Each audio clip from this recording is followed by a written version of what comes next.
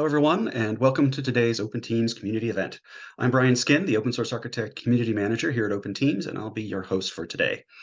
Open Teams is the single point of contact and procurement for expert technical leadership and other assistance to address your open source training, solutions, and support needs. Visit openteams.com or reach out to us at connect@openteams.com to learn more. As part of Open Teams' overall mission to sustain and support open source, we are also sponsoring the Open Source Architect community with the goal of providing a dedicated space for experts to connect and collaborate over their favorite open source technologies. To learn more or to apply for membership, visit openteams.com/OSA-community. Today, we're going to hear from Patty Mullen, the creator and maintainer of Buckaroo, a DataTable visualization widget that provides a streamlined, enhanced exploratory data analysis experience when working with pandas in Jupyter. The default pandas and Jupyter interface can often be cumbersome and awkward for a number of frequent tasks, from data inspection to data cleaning and visualization. And Buckaroo aims to change that. Patty will dive into what Buckaroo is, how it compares to the default workflow and interface, and how it can solve common pain points. Thanks to everyone here for attending. Please ask whatever questions you might have over the course of the conversation into the Zoom chat. We'll answer them the best we can. We do plan on having several opportunities dedicated to Q&A throughout, so be ready for those. In particular, we are interested in hearing about your pain points in your Pandas and Jupyter workflows. We want the last part of the event to focus on demos of how Buckaroo can make those workflows easier and more effective for you. We do have the option to bring attendees into the event audio to ask questions and converse directly if anyone is interested. Let me know in chat if that would be interesting to you.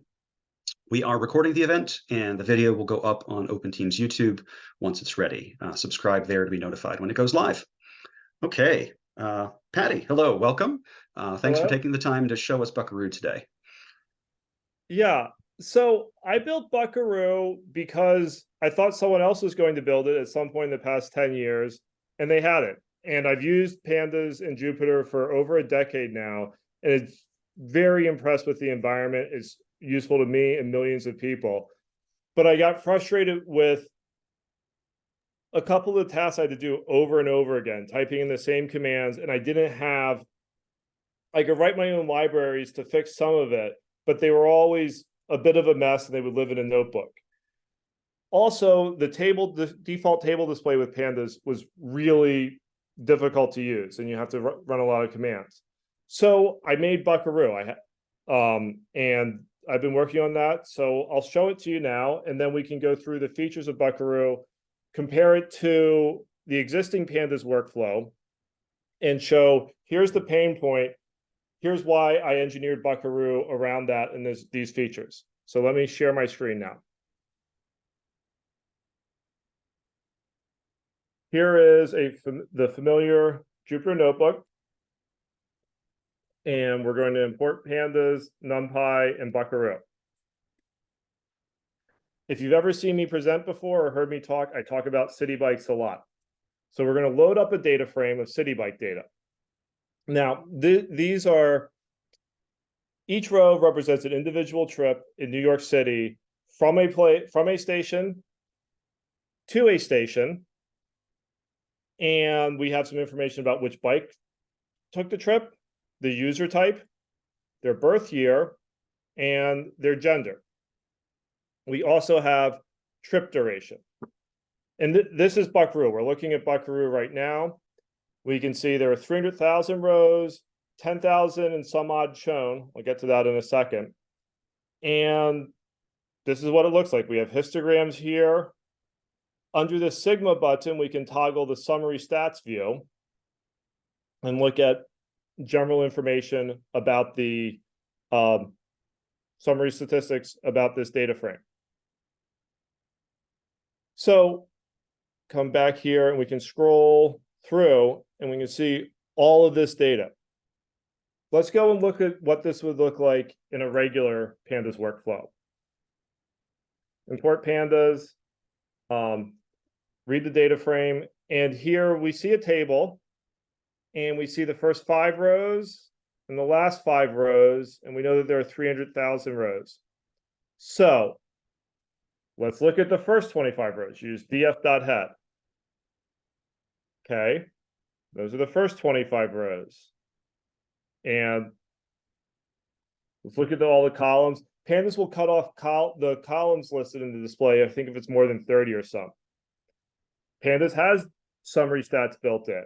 And we see count, mean, and it's there. If we wanted to sort values by a column, we can do that. I'm going to tab back to Buckaroo in just a second. And we're sorting by start station ID. And where is that? Here, 72, and we have 3002 at the bottom. This is a little bit clunky and difficult to use. So frequently people will shell out to Excel or export to Excel and open it there. We're going to start that, and that takes a long time for large amounts of data. Let's look at sorting by station ID in Buckaroo. You can just click here and it sorts. We're going to turn off sorting, and I'm going to go through sampling. I'm waiting for the Excel to finish because I'll tell you how long that took. So you notice that we're not showing every row. There are performance limitations for Buckaroo. There are also performance limitations for Pandas, and we have a better table widget here. So we can show up to 10,000 rows, and we take 10,000 rows out of the 300,000. So we randomly sample. We also have the min and max values for each column. So this is Buckaroo as it is. And is everyone here familiar with Pandas? And like, I can take some questions now. Have I lost anyone yet? Yeah, seems like we didn't get any no answers to familiarity with Pandas. But yeah, any comments on your first reactions to this view of that Buckaroo provides, or frustrations with data exploration that you've run into? So that's still... drop them in the chat at any time. Okay. We have got a looks great. This has taken longer than I expected. Big data set. That'll happen, yeah? Yes. So I'm going to restart this kernel, restart and clear all outputs. Yep. Okay. Look at this data frame again. I'm going to show you another basic part of Buckaroo that is different from Pandas. Here we go. So, Michael, there are 300,000 rows in this data frame. Buckaroo randomly sampled 10,000 plus the extreme values for each column. So all those 10,000 rows are in this view. Like, you can scroll down and you'll get to 10,000. Or you will have seen 10,000 rows. It won't be index 10,000 because, once again, it was sampled randomly. But yes, the 10,000 rows of data are fully loaded into the widget at display time. Yes. So when you look at data, you want to be able to trust your eyes. And here is a small data frame that I put together where we have some different values. Up here, I put underscores where you would have commas normally. So I'm going to sort this by column A, and even add in commas, which you can do with Pandas. 1,235,000 looks bigger than 2 million. That's a problem. You can't trust your eyes with regular Pandas. So it doesn't use a monospace. It doesn't use monospace to render. By default, it does not. Here is that same view in Buckaroo. Looking at data is one of the core parts of data analysis. It's the first thing you do. What does the data look like? And when you use tools that make it painful to look at data, where you don't trust the data that you're seeing, you know not to trust it, your data analysis is hampered. When I worked at a hedge fund, I would build and rewrite models for traders sometimes. And I would look at the model and I would make some edits here and there, and I would say, here's the result of the model, and I would go up to the trader and review it with them. And invariably, the first thing they would say is, what does the raw data look like? And I would say, but you have this formula here, and you can see it change. What does the raw data look like? And they hammered that into my head, and it's a really important step in analysis. If you're using tools that don't make it easy to do that, you're not going to do that. And so right now, a lot of Buckaroo is built around, here's the first time I'm looking at this data set. Let me make sense of it quickly. But every time you make a change to a data frame in pandas, you're looking at the data again, and you want to see how has it changed. And your tools should make that easier to do. There are a couple other things. So stay with the first view here, and then let me come back here up to the Excel row. One of the common problems with using the Jupyter Notebook is, well, I have code all over the place and I have all these different orders.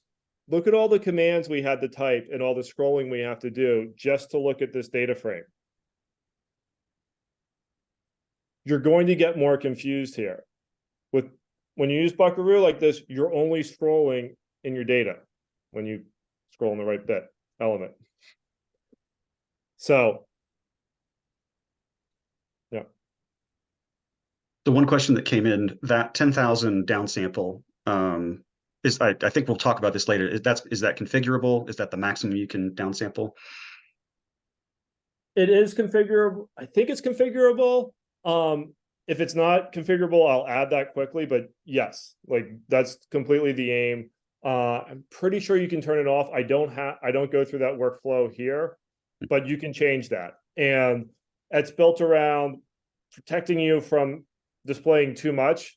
So there are some rough edges around Buckaroo or limitations.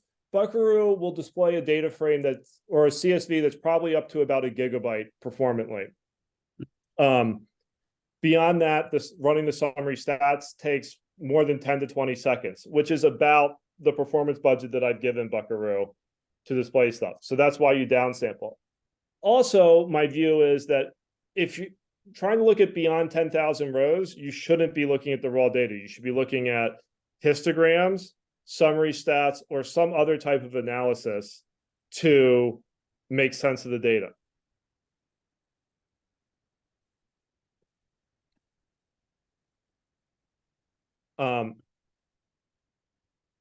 There are a lot of features planned for Buckaroo at this point. You want to put in heat maps. I want to put in heat maps, detailed views of each column, and other things that can be added to Buckaroo. But I haven't even showed all the features that Buckaroo has right now. And as it is, in my view, Buckaroo is usable and a major improvement over the regular Pandas Jupyter workflow. So please use it. I think it works in most places. The place I'm most worried about is if you have a weird notebook environment, will it work there? It might not. If it doesn't, let me know. I will show you some of the other ways that Buckaroo works. It works with polars, and it works in Google Colab and VS Code. So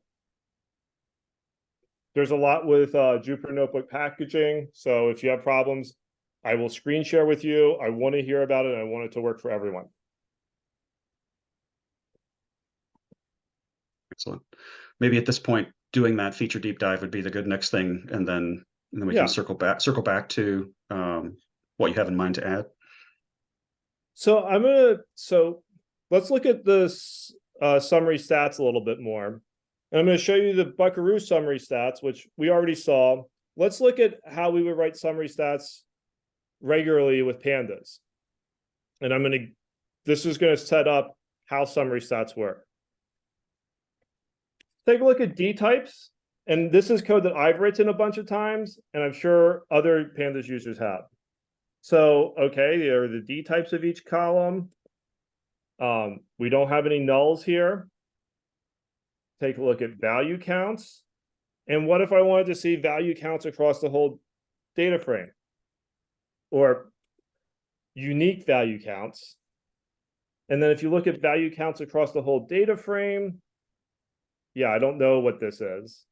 But we can look at value counts for each column.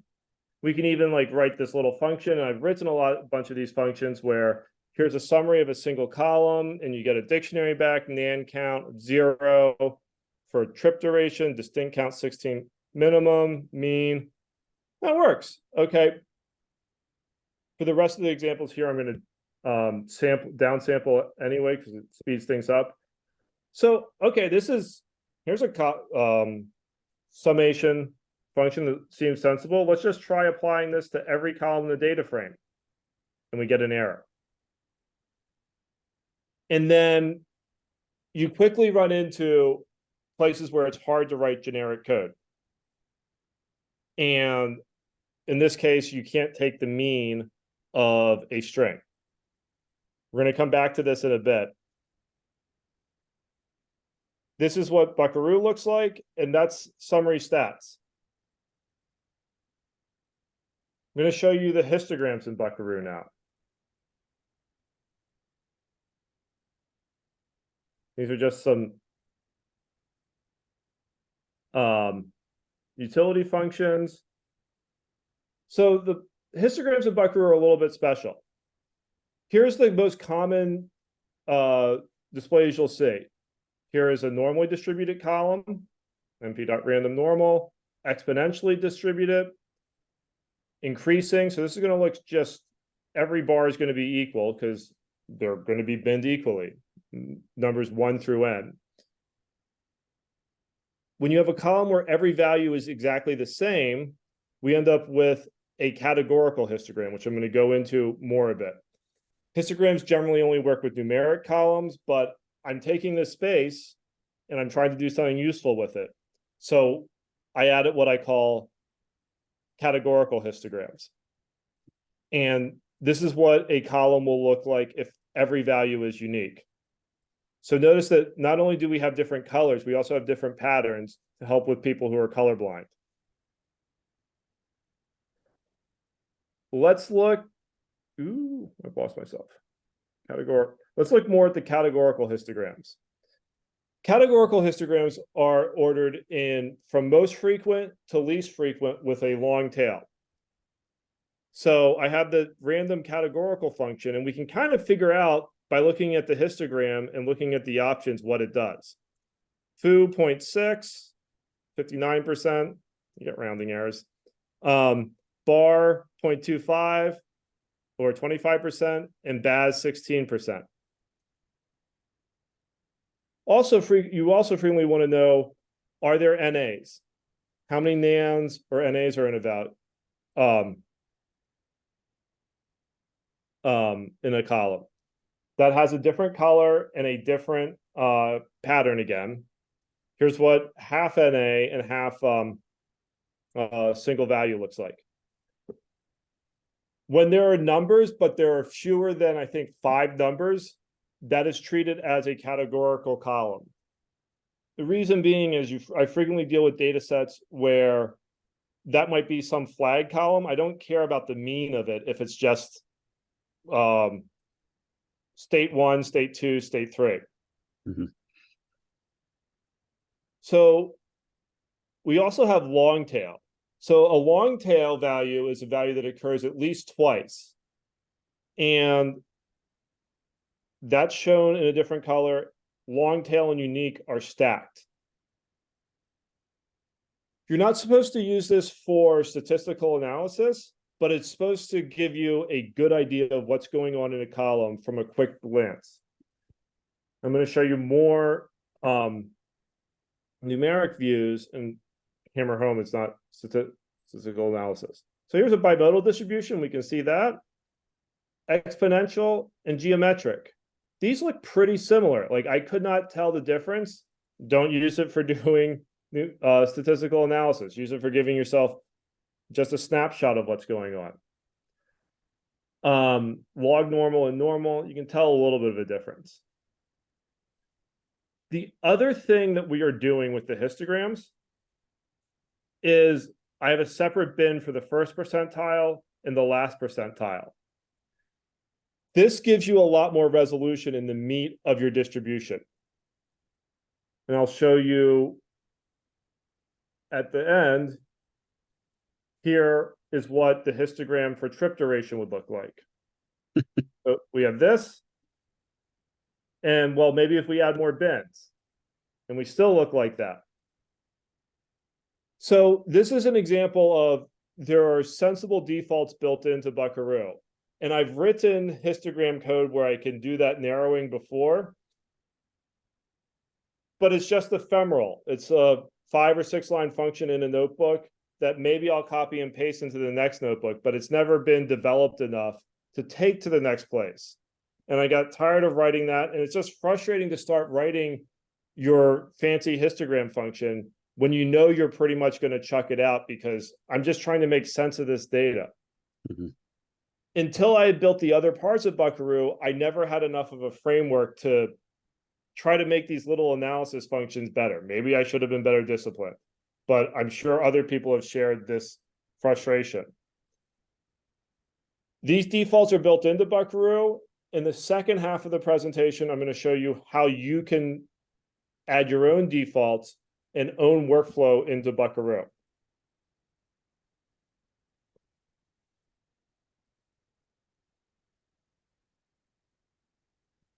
The next feature I'm going to show is auto typing in Buckaroo.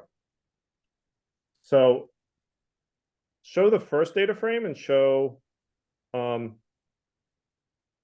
stats, and we're looking particularly at the D type. And then this is the more complex way of invoking Buckaroo, and we're going to turn off auto typing. So start time, can I get both of them on the screen? Can you all see both D types? You should be able to. Yeah, they're both showing. Okay. So I've looked at data frames a bunch and said, oh, that start time, that's probably a date time. Pandas knows how to parse a date time, but it doesn't do that for you automatically. And there's another column here when you go back to where we have birth year. And we have these /n's. So I know that I want to strip out that /n and say, just treat it as an integer column, but Pandas doesn't do that for you by default. And that's a good decision for Pandas, because Pandas can't make those assumptions. It's a more general tool.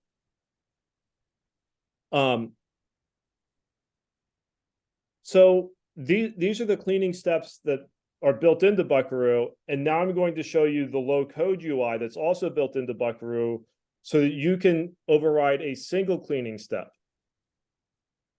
Oh, I want to look at the other one. Under the Lambda header, if you click on this, you will see the low code UI. So Buckaroo, there are 3 steps to auto cleaning. First, Buckaroo takes a look at what's in the columns and says, I think it's this thing. Or here are percentages of probably date time, probably integer, parse integer error. Then a step runs where it suggests the action. And then from the action suggestion, it generates these commands. So imagine we don't like the change to making birth year a date time. You can delete that command. Delete that. We're going to show there's more that the low code UI can do.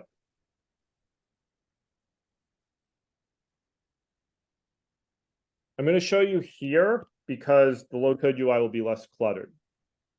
Turn it on.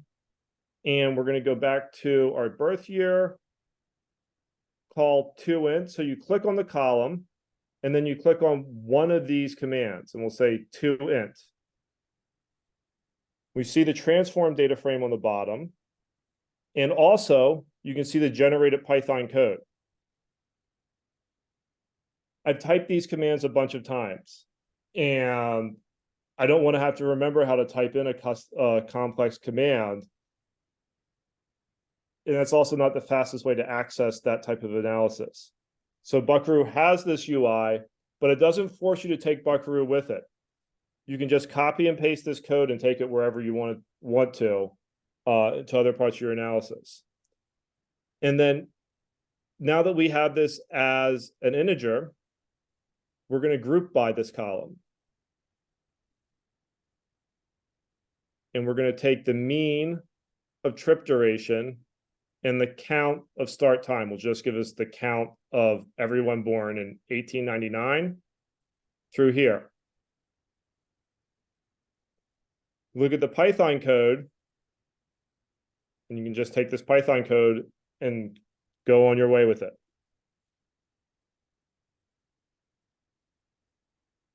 Those are the core features of Buckaroo. Is everyone following at this point? I guess so. Seems so. We had the one question about demonstrating the group by button, which you neatly took care of there. So that may be if that's still an issue, and if that's not working for you afterwards, then that would be a conversation to follow up on.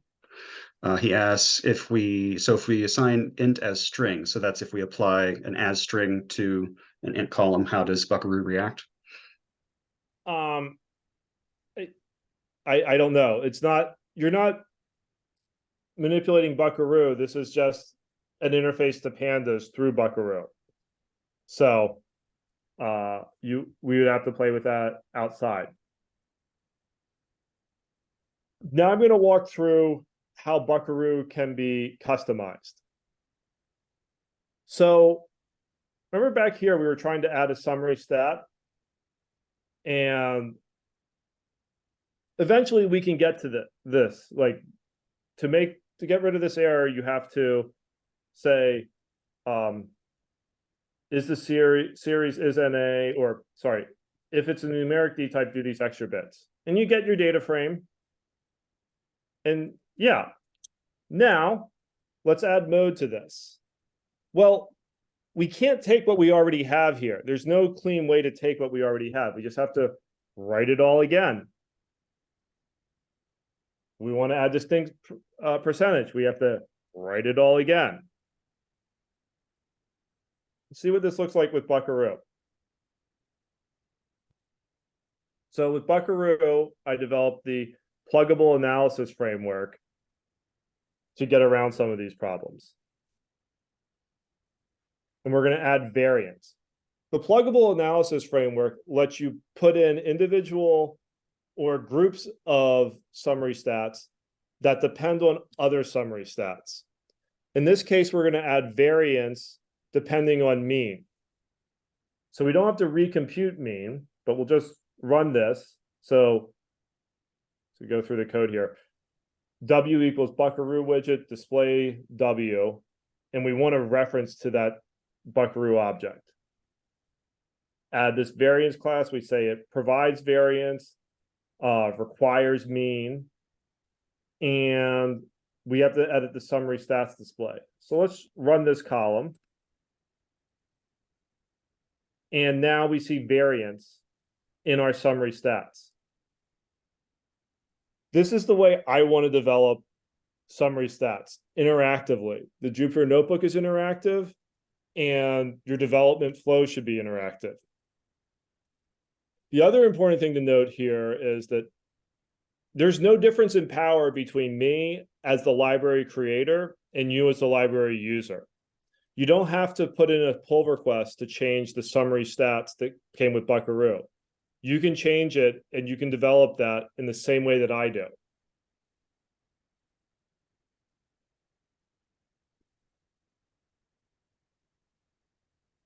So we got a little bit of noise there, and writing numeric code is hard. When you add it in that, because there are all types of data that might come in weird ways stuff can fail. I'm going to show you a little bit more of the built-in unit testing. Let's run this, and Buckaroo runs these little quick smoke tests on every single bit of code you run.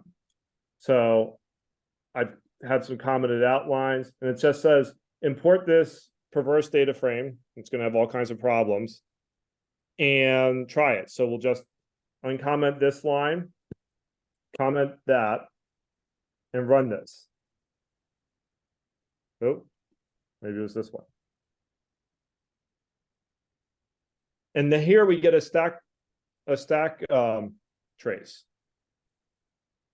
So the Boolean value of NA is ambiguous.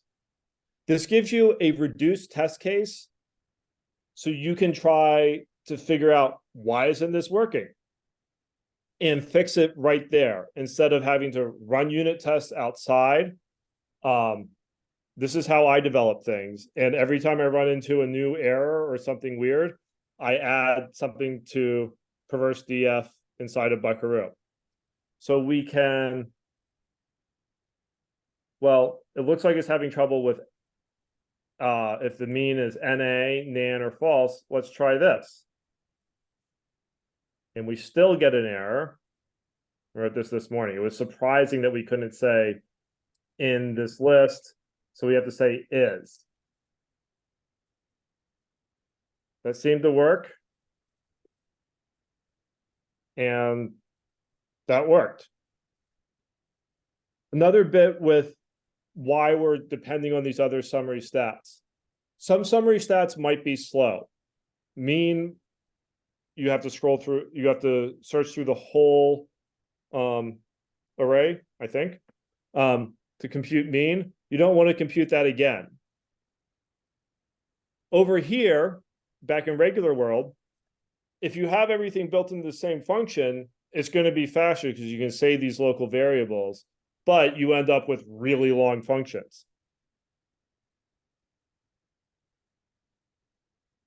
With Buckaroo, you can have like, go on. One quick question, Patty. So in the Buckaroo summary stats display, that's always the summary stats for the entire data frame, not the downsampled data. So you don't have to worry about like imprecision in your means or your stats because you're downsampling. It's calculating for the whole thing. Yes. Yeah. Okay. So you get, for the summary method, you get sampled series, summary series, and full series, and it's the implementer's choice which series they act on. Okay. And I want to do some work around instrumenting the performance of that, so you can see like, hey, this summary stat took a really long time. That's why things are slow. When you do this regularly with for loops and nested for loops for the different things, you end up with really weird stack traces.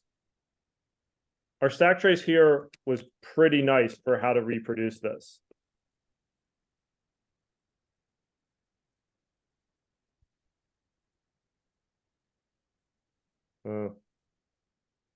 And live demos sometimes. Yeah, that may be. See, just run this and you can reproduce just that. You're not looking through a nested stack trace of 2 or 3 for loops to some random unnamed object.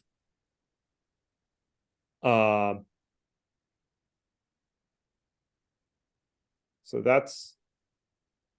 there's also quiet mode. So you can just, here is a different bit of analysis that has errors. And then you can just say quiet equals true if you just want it to shut up and continue on. And it does. Let me show you something else with the analysis. And we're in a mess here. We're going to add the variance analysis. So come back here. Add this. So this still has errors in it, but we still got a result. So we saw NAs, this 0 might be an error, I forget. The way the pluggable analysis framework works, it will, if there are errors with any bit of analysis, it will try to just catch that and continue working. It would be a really bad thing if your default way of displaying a data frame stopped working. That's a problem. And you can fix it later. You can just set quiet equals true. That might even be a better approach. The errors and warnings are there for your help, though. Did I see that right? That as soon as you added that analysis to the widget object, it automatically updated the display. Okay, that's slick. Okay. The last bit of customization of Buckaroo I'm going to show for now is adding a new command to the low code UI. Turn on add Buckaroo, and we have these bits of these commands that run in the low code UI. The low code UI was the first part of the Buckaroo that I built because I thought this should be possible. And here's how I built it. When you're using the low code UI, you're actually using a highly specialized Lisp code editor. There's a Lisp interpreter built into Buckaroo that reads JSON flavored lists. And that's the best method for sending code back and forth because you can send a highly structured code base to the back end and manipulate it in different ways. You don't want to, the front end is not generating Python code to execute on the back end. The front end is sending commands that look like this. Here, we're going to add another group by command and make this available. So when you add a command, there are two functions you need to implement. You implement transform, which actually changes the data frame. And then you implement transform to Py, which outputs the Python code that goes along with that command. When we execute this cell, we're going to see group by 2 over here. And we see group by 2. And group by that, and just count live coding, and then Python. It should say Patty somewhere in here.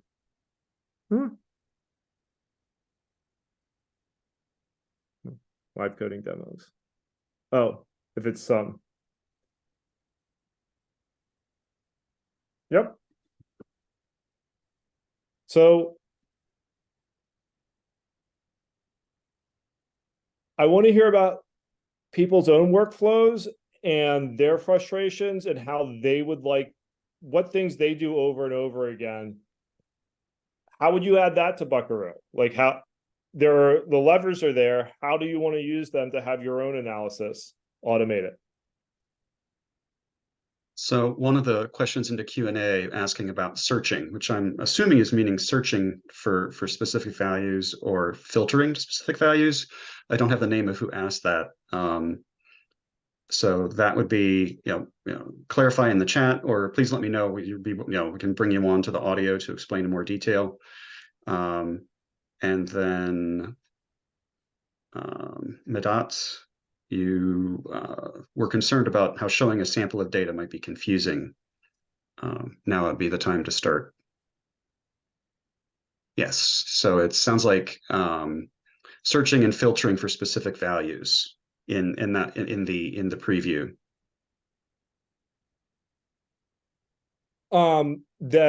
Searching or filtering is not yet supported. There are issues, GitHub issues about that. One of the complex pieces there is, it would be pretty simple to just show the front end only. So like if a very simple implementation would be like, click on that bar in the histogram and filter to just that for only values that are already in the front end. When you're looking at a slice or a sample of a whole data set, it becomes much more complex.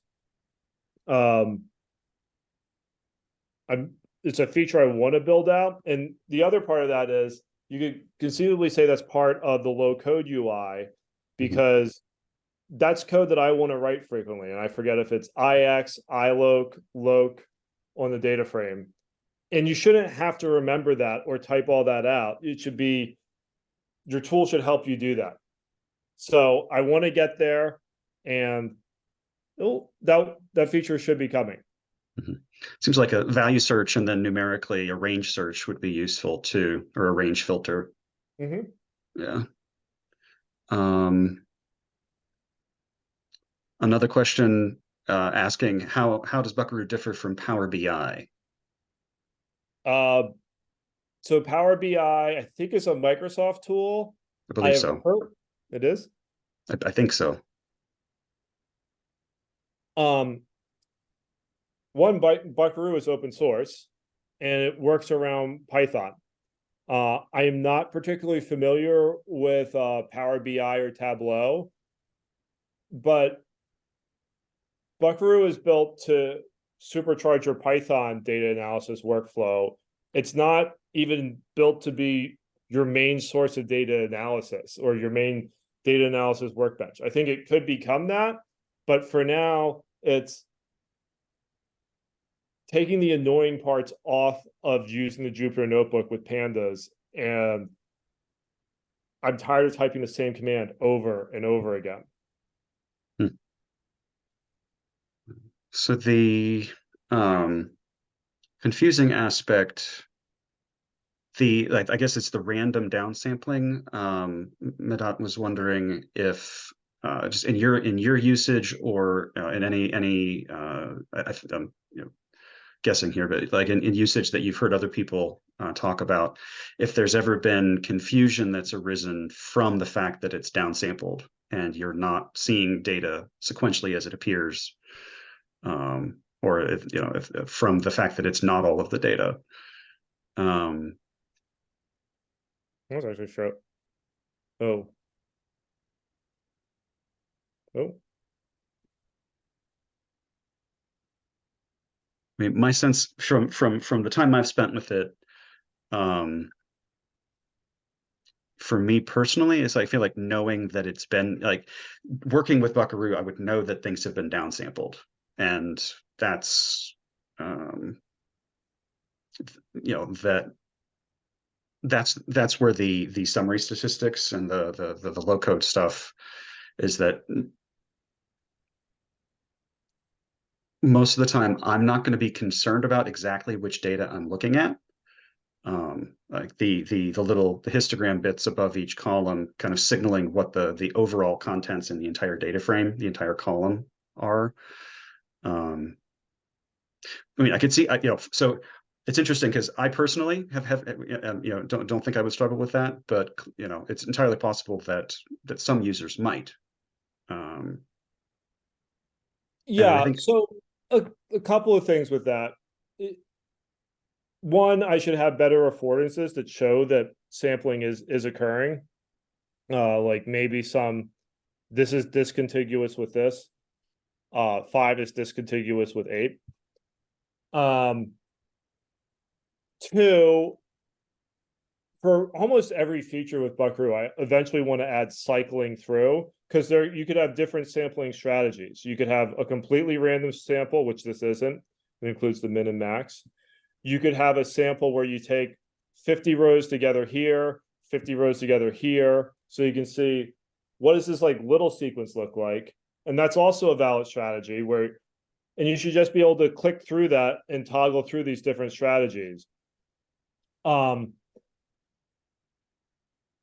core thought is I've written code that like works on a subset of a data frame or a small sample of a data frame, and then you try to work on the larger data frame.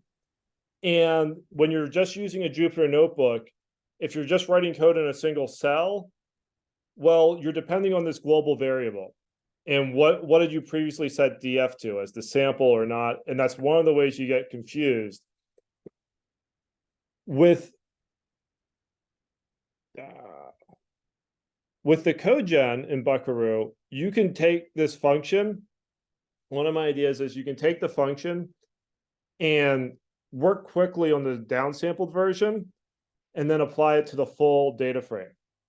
I don't think the UI is quite there, and I haven't really talked about that use case or worked through it recently, but that was one of my core ideas, where you should make it easy to sample on the small fast bit and then apply that to the larger set later. And it's not a big deal if you're talking about a second, even 5 seconds, but you quickly run into stuff where you're working in a notebook and, okay, this takes a minute, and now I tab over and I read Reddit and I'm distracted. So making it easy to do the right thing. Like, I know I should switch it back and forth, but the existing tooling, it makes it tricky to do that. So yes, you could get confused. I think some of the stats might be confused based on which sampling method you use. And that's something that I'd love to hear about and develop workarounds and affordances for users for those types of features. Do you have in mind similar to you have the pluggability for the low code UI? Is there in the roadmap or in the wish list a pluggability for that sampling? Yes. Yeah. Also, there are performance implications. So currently Buckaroo is built on top of pandas. There could be faster ways of using pandas. At some point, I intend to move the backend to polars, which will be faster. It will operate in parallel. Yeah. Also, and there are a couple of things there. Up to the last time I did performance testing, up to 10,000 rows, let's say, let me think. For these 300,000 rows for the city bike data, the slow part is actually converting the data frame to JSON. That's the slowest part of Buckaroo. When you get up to 300,000, 500,000 rows in the table, sorting it inside JavaScript is slow. That's a little bit slow. When you get when your data frame moves from 50 megabytes towards a gigabyte, the slow part becomes summary stats. When the code moves to Rust or polars, the pluggable analysis framework will arrange a lazy frame in polars. So here are all the computations you want to run, and hopefully polars will just read through the data once. Whereas Buckaroo reads through a whole column once to find the minimum value, reads through again to find the maximum value, and it reads through the data frame multiple times. So I'm pretty sure that the pluggable analysis framework with its directed acyclic graph will work very well with polars for increased performance, which will allow a larger default sample size. There will still be a default sample size, but it will be larger. What I really want is a compute budget. I want to be able to say, this should display in a second and otherwise cancel the calculation and retry it with a sample, because you're better if you're looking at all the data. So one thing this brings, I don't know if the use case would necessarily make it relevant, but with that, it feels like there's sort of a calculation dispatch element to this. Would it ever make sense for Buckaroo to end up wired into? So what I'm picturing, so you've got your cleaning code there that then you can apply. You're talking about applying it to the full data set. Would it ever make sense to wire that into Dask? And actually, if you have a data set that's really big, and then so you've got a terabyte data set that you pull a gigabyte from, and then downsample to 100 megs or so to for actual working in Buckaroo, to like chain it to the point where then you could dispatch, you generate the cleaning code in Buckaroo and then dispatch that to Dask to operate, or wherever, to operate on an extremely large data set? Yes, that sounds like it makes sense. I don't know the specifics of how that would work. Mm-hmm. But if someone wants to use this with Dask, please ask, and let's walk through that. Yeah, it seems kind of a far future, several, life cycle steps ahead, but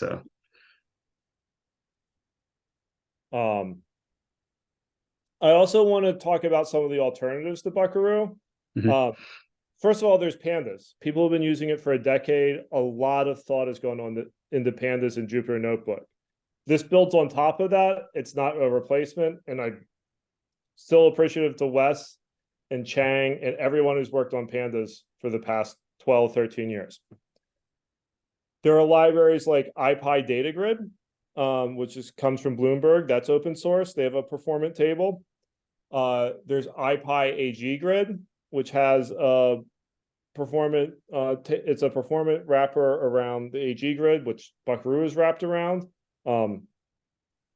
There's also MitoSheet, which is kind of has more of an Excel-like interface.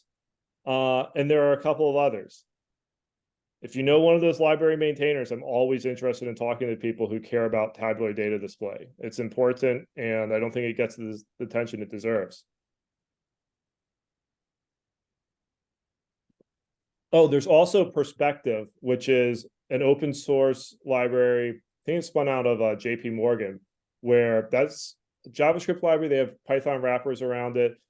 They're writing straight Canvas, straight their own rendering engine in Canvas. It's very, very fast. Nice. One question that came in just from a background info, they're not familiar with polars. So just quick, what is it, and do you recommend using it over pandas where it makes sense? Polars is a data frame library that was written with the backend in Rust. And I think it probably started about 2 years ago. It does a couple of things differently. I think they started with, what is the interface I can write for a data frame library that is simple and fast? Versus pandas started off with, let me be expressive, and pandas added a lot of surface area. So polars is gradually adding features. Polars is very fast. It has lazy computations, so you can assemble your set of computations and then apply that. So data is only read once. It works on multi-core by default, and it's written in Rust. So it's a great library. It looks like there's a lot of growing traction around it. I'd recommend people looking at it. I'm looking at it and looking to move my workflow towards it. The feature set, the API are different enough the way it behaves that it's not just like a switch over drop in. You do have to use it a bit differently, but it has a lot of power. Yeah. Circling back, there was a question earlier about the sampling and the rendering. And I think the analogy that I'm familiar with is something like data shader, where you have a large data set and then you downsample and basically lazy render only what you're looking at. So in this case, the question was about the tabular preview. They say they feel like they've seen some other table renderers that lazily render only what's in view to avoid having to do the downsampling. Did you like talking about thoughts the on? JavaScript rendering? AG-Grid is doing that. So as I built Buckaroo, I looked at, there was a library that I don't remember the name of, but I wouldn't recommend it. And I saw AG-Grid. AG-Grid has a closed source version and an open source version. The open source version, the closed source version built on top of the open source version. This is all the open source version of AG-Grid. It is very, very good. And it does, so there aren't 10,000 rows rendered and we're scrolling through that. It is subbing in rows as you scroll left and right. And it just does that for you. If you're at a company and they were writing their own JavaScript library and you're not AG-Grid or Perspective, stop it. You're wasting your time. Just use AG-Grid. Okay, so the backing fit to AG-Grid, the 10,000 rows are all loaded. They're loaded into memory? They're loaded. So the way Buckaroo does the downsampling, does the summary stats, and sends a big JSON object to the web browser. That's the and JSON. that has 10,000 rows in it. Okay. And then AG-Grid has all those 10,000 rows, but it doesn't render 10,000 rows at a time.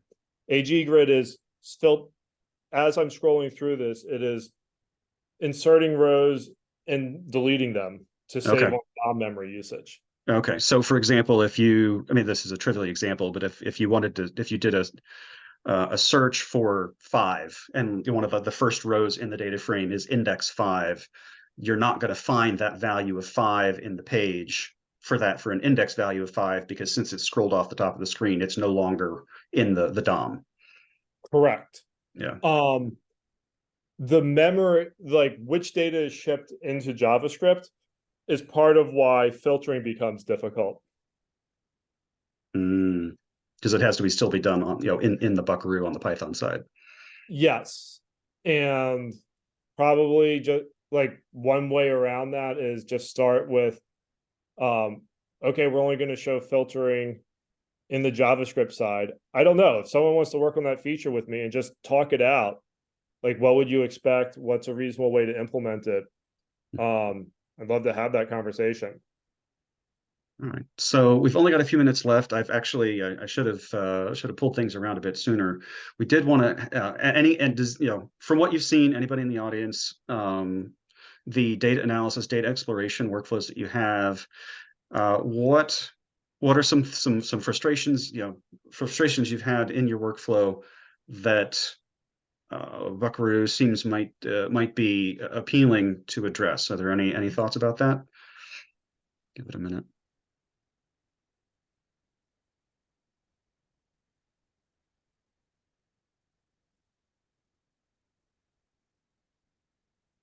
So think about that. We'll have a couple of minutes to discuss.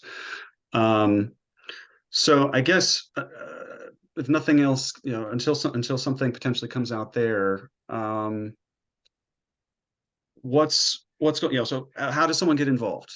Obviously, you said you're interested in conversing about how possible features might look. Are you open to PRs? I How would can love folks? PRs. So bug reports, use it, and where does it break? Tell me.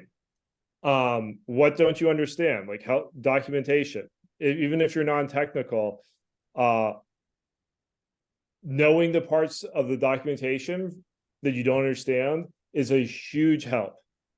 I really need help with JavaScript code here. If anyone is good with continuous integration and JavaScript build chains, love your help. It's very challenging building a Jupyter notebook widget. Stats help. If there's a type of statistical analysis that you want to fit into Buckaroo and you're not sure how to do that, let's talk through that. Visualization help. Like there's a type of visualization inside the tabular flow. Like we're not putting smiley faces in a chart with Buckaroo. Let me know about that. There's also integrating Buckaroo into a different product. So I get that question sometimes like, hey, could I use this with this other product? Right now, Buckaroo works in the Jupyter Notebook. It was originally developed as there was a Flask server, there was a separate JavaScript front end, and they talk back and forth. If you wanted to integrate Buckaroo for the table widget and the summary stats into your own SaaS product, you'd probably want to go down that route. And let's have a conversation about that. I could also use help for getting attention for Buckaroo. Talk about it publicly, please. Yeah, use it. Share success stories, and if, contributions, experiences working with Patty. Yeah. However that might work out in terms of topics. So I don't think we have any more questions or use cases to discuss. So I think we'll wrap it there. Yeah. Patty, thank you so much for all the work on Buckaroo. I mean, I'm absolutely looking forward to giving this a try. In the instances when I have data to look at, even when we were talking about it, in the prep for the event, I absolutely it's like, oh yeah, you can't scroll the table, and it's very difficult to see what's going on. So, looking forward to using it myself. Hope everyone in attendance is too. So call it there. As I noted, we did record the event, so as soon as I can get that pulled together and up, that'll go on our YouTube's channel. And again, you can subscribe there to get a notification for that. Please check out openteams.com to learn more about us and our offerings, and we hope to see you at a future event. Thanks, everybody. Thanks, Patty. We'll talk to you later. Thank you, everyone.